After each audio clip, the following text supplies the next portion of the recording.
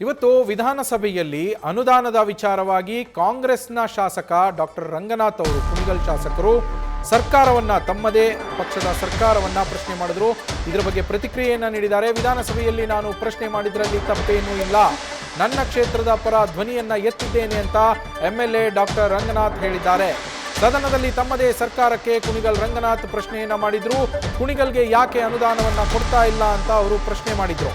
ನಾನು ಕೇಳಿದ ಪ್ರಶ್ನೆ ರೈತರ ಪರವಾಗಿತ್ತು, ಅದರಲ್ಲಿ ತಪ್ಪೇನೂ ಇಲ್ಲ, ನನ್ನ ಕ್ಷೇತ್ರಕ್ಕೆ ನಾನು ಅನುದಾನವನ್ನ ಕೇಳಿದ್ದೇನೆ ಅಷ್ಟೇ ಅಂತ ರಂಗನಾಥ್ ಸ್ಪಷ್ಟನೆಯನ್ನ ನೀಡಿದ್ದಾರೆ. ಜೊತೆಗೆ ಇದೇ ವಿಚಾರದಿಂದ ಶುರುವಾಗಿ ಸಿಎಂ ಬದಲಾವಣೆ, ನಾಯಕತ್ವ ಬದಲಾವಣೆಯ ವಿಚಾರ ಕೂಡ ಅಲ್ಲಿ ಚರ್ಚೆಗೆ ಬರುತ್ತೆ.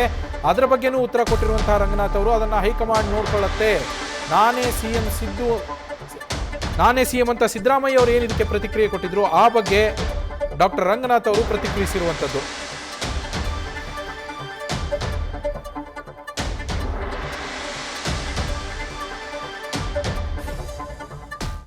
ಮಾನ್ಯ ಮುಖ್ಯಮಂತ್ರಿ ಸಾಹೇಬರು ಉತ್ತರ ಒದಗಿಸಿದ್ದಾರೆ.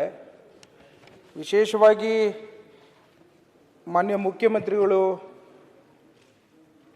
ಕೃಷಿ ಸಾಲದ ಬಗ್ಗೆ ಭಾಳಷ್ಟು ಗಮನ ಕೊಟ್ಟು ಇವತ್ತು ರೈತರಿಗೆ ಏನಾದರೂ ಯಾವ್ದಾರ ಮುಖ್ಯಮಂತ್ರಿಗಳು ಮಾಡಿದ್ದಾರೆ ಅಂತಂದರೆ ಸದನಕ್ಕೆ ಗಮನಕ್ಕೆ ತರಲಿಕ್ಕೆ ಇಚ್ಛೆ ಪಡ್ತೇನೆ. ಹಿಂದೆ ಅವರ ಕಾಲದಲ್ಲಿ 8,000 ಕೋಟಿ ರೂಪಾಯಿನ ಸಾಲವನ್ನು ಮನ್ನಾ ಮಾಡಿರೋಂಥ ಇತಿಹಾಸ ಇದೆ. ಅದೇ ರೀತಿ ಎಲ್ಲ DCC ಬ್ಯಾಂಕ್ ಕೃಷಿ ಸಾಲಗಳನ್ನು ಮನ್ನಾ ಮಾಡೋಂಥ ಹಿನ್ನೆಲೆಯಲ್ಲಿ 3 ಲಕ್ಷ ಇದ್ದಂಥ ಬಡ್ಡಿ ರಹಿತ ಸಾಲನ 5 ಲಕ್ಷ ಮಾಡಿಕೊಟ್ಟಿರೋಂಥ ಇತಿಹಾಸ ಇದೆ. ಅದೇ ರೀತಿ 3% ಇಂಟ್ರೆಸ್ಟಲ್ಲಿ 10 ಲಕ್ಷ ಇದ್ದದನ್ನು 15 ಲಕ್ಷಕ್ಕೆ ಏರಿರೋಂಥ ಇತಿಹಾಸ ಇದೆ.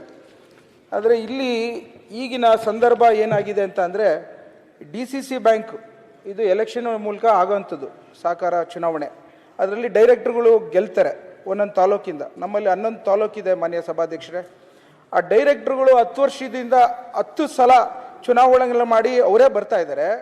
ಹೊಸಬ್ರನ್ನ ಯಾವುದೇ ರೀತಿಯಲ್ಲೂ ಸಹಕಾರ ಸಂಘದಲ್ಲಿ ಕೃಷಿ ರೈತರನ್ನ ಸೇರಿಸ್ಕೊಳ್ಳಿಕ್ಕೆ ಅವಕಾಶ ಕೊಡೋದಿಲ್ಲ. ಹೊಸ ಕಾನೂನಲ್ಲಿ 25% ಅಷ್ಟು ಹೊಸಬ್ರನ್ನ ನಾಮಿನೇಷನ್ ಸದಸ್ಯರಾಗಲಿಕ್ಕೆ ಅವಕಾಶ ಇದೆ, ಅದನ್ನು ಫಾಲೋ ಮಾಡೋದಿಲ್ಲ.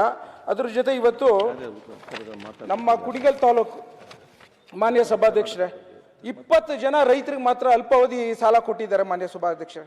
ನನ್ನ ತಾಲೂಕಲ್ಲಿ 4 ಲಕ್ಷ ಪಾಣಿ ಇದೆ, ಸುಮಾರು 1 ಲಕ್ಷ ಜನ ರೈತರಿದ್ದಾರೆ.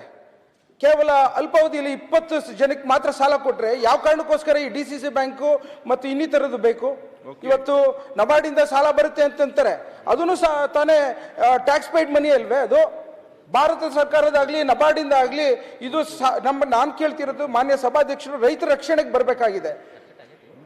ಇದು ಎಲ್ಲಿವರೆಗೂ ಇವತ್ತು ಬಹಳಷ್ಟು ಜನ ಎಲ್ಲ ಸದಸ್ಯರಿಗೂ ಆಗಂತ ನೋವು ಮಾನ್ಯ ಸಭಾಧ್ಯಕ್ಷರೇ, ಎಲ್ಲಿವರೆಗೂ ನಾವು ಇಂಟರ್ವ್ಯೂನ್ ಆಗೋದಿಲ್ವೋ ಅಲ್ಲಿವರೆಗೂ ರೈತರಿಗೆ ಒಂದು ರೀತಿಯ ಅವರ ಹಣವನ್ನ ರಾಜಕೀಯ ಲಾಭಕ್ಕೋಸ್ಕರ ಕಪಿ ಮುಷ್ಟಿಲಿ ಇಟ್ಕೊಂಡಿರೋಂಥ ಈ ಸಂಘಗಳನ್ನ ಬದಲಾವಣೆ ತರಲಿಲ್ಲ ಅಂದ್ರೆ, ಇದು ರೈತರಿಗೆ ಆಗಂತ ಅನ್ಯಾಯನ ಸರಿಪಡಿಸಲಿಲ್ಲ ಅಂದ್ರೆ ನಮ್ಮ ಮಾನ್ಯ ಮುಖ್ಯಮಂತ್ರಿಗಳಾಗಲಿ ನಮ್ಮ ಸರ್ಕಾರ.